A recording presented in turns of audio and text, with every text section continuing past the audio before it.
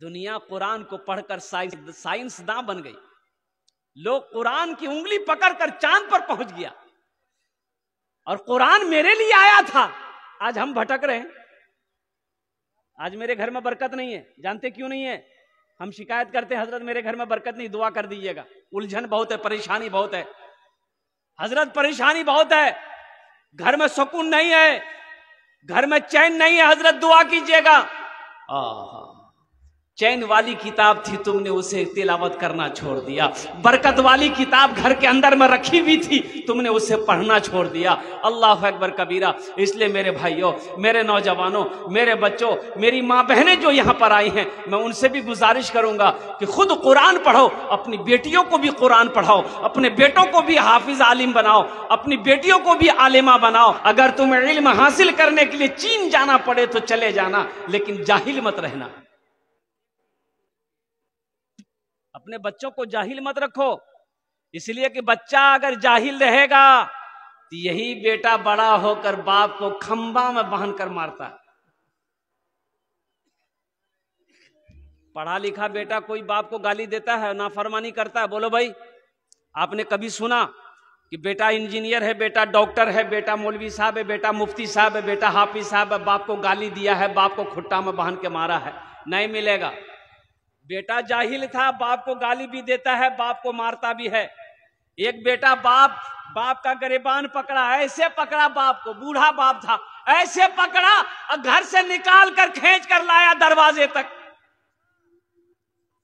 बाप कहा कि बेटा बस करो, बस करो, ये गलती तुम्हारी नहीं है, ये मेरी गलती है, ये भूल तुम्हारी नहीं, मेरी भूल है। बेटा मैंने भी अपने बाप को गिरबान पकड़ कर खींच कर यहां तक लाया था, इसलिए कि मेरा बाप भी मुझे पढ़ाया नहीं था। और वही आलम तुम्हारा है कि मैंने तुम्हें तालीम नहीं दिया, मैंने तुम्हें पढ़ाया नहीं, जिसकी जाहिलियत की वजह से तुम मेरे गिरबान में हाथ डाले हो, मेरे गिरबान को पकड़कर तुम यहां तक खींच कर लाए। ये अल्लाह का बदला है मेरे भाइयों, मेरे नौजवानों। इसलिए अपने बच्चों को तालीम से आरास्ता करो, अपने बच्चों को तालीम दो, अपने बच्चों को कुरान पढ़ाओ। एक बुढ़िया खत लेके दौड़ी, देखा लड़का शूट बूट में है, पढ़ा लिखा लड़का होगा। बेटा बोला कि बेटा ये खत मेरा पढ़ दो जरा सा, क्या लिखा है। ये लड़का खत को खोला और खोल के देखने लगा, देखते देखते रोना शुरू कर दिया, सारों कतार रोने लगा। बुढ़िया घबराई कि लगता मेरा बेटा को कुछ हो गया, बुढ़िया रोने लगी। अब वो बुढ़िया के साथ बुढ़िया की बेटी आई, वो रोने लगी। अब वो पड़ोसी जो जमा हो गए, सब रोने लगा, सब रो रहा। सब पूछा कि भाई इसमें लिखा क्या है? बेटा बीमार हो गया कि मर गया, तुम रो कह रहे हो? तो नौजवान वो अपने आंसू को पोंछा, बोला अरे आप लोग मत रोइए। बोला फिर तुम कह रो रहे हो? खत में क्या लिखा? बोला खत में सब खैरियत लिखा है, लड़का आपका बहुत अच्छा है, वो पैसा भेजा है, तो फिर तुम रो क्यों रहे हो? तो नौजवान बोला रो इसलिए रहे हैं कि हमें पढ़ने नहीं आता, हमें पढ़ना नहीं आता, इसलिए रो रहा हूं कि काश उस वक्त बचपने में पढ़ लेते, लिख लेते, तो आज ये शर्मिंदगी उठानी नहीं पड़ती। इसलिए मैं अफसोस से मैं रो रहा हूं कि काश मैं पढ़ा लिखा होता तो इस खत को पढ़कर आपको सुना देता। इसलिए मेरे नौजवानों, मेरे बच्चों, तालीम हासिल करो। एक बात याद रखना, बगैर तालीम का कोई गुजारा नहीं है। इल्म नहीं है, अच्छा बगैर इल्म का आप खुदा को भी नहीं पहचान सकते ना, अल्लाह को नहीं पहचान सकते आप। अल्लाह का पैगाम क्या है?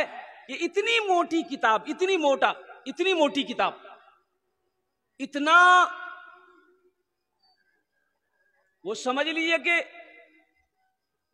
पैगाम वो जो है, इतना बड़ा पैगाम अल्लाह ने जो भेजा है कुरान की शक्ल में।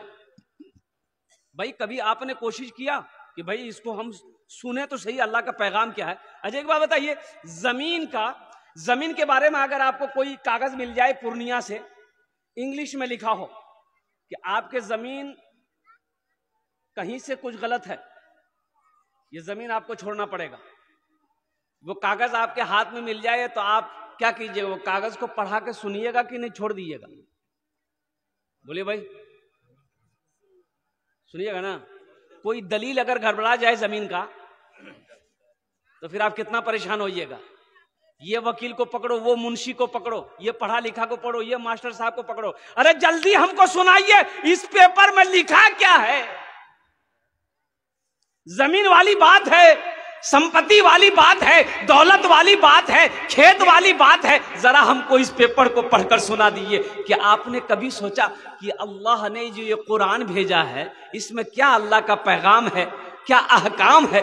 कभी आपने कोशिश किया? दरअसल पढ़कर, पढ़ने नहीं जानते तो सुने तो सही क्या लिखा है। कभी कोशिश किया?